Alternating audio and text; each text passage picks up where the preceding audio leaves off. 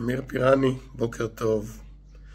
הפעם על סמים ושירות בצבא. אתם יודעים,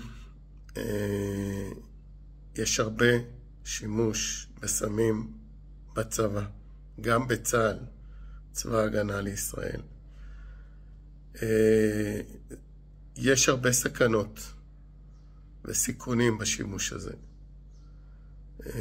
אנשים שמפעילים רכבים גדולים, טנקים, תותחים, שריון, ספינות, מלחמה. על טייסים עוד לא שמעתי, בכל היתר שמעתי. אדם שמחויב גם ורוצה להשתמש, הרבה פעמים יבטל כל דבר בשביל השימוש, ייתן לו קדימות. כשההתמכרות יכולה להחמיר, גם יכולים לפגוע בעצם בצבא, אבל בעיקר בחברים שלכם.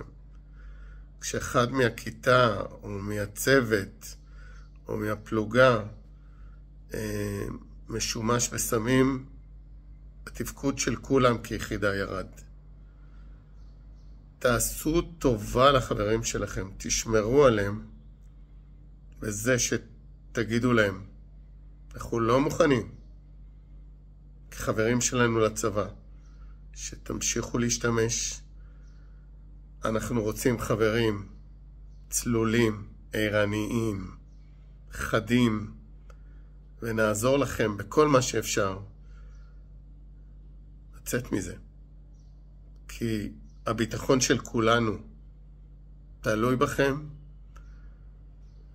כפרטים, כיחידה וגם כמדינה. וטוב שישמעו זאת גם הגנרלים למעלה. תודה, אני איתכם כמו תמיד.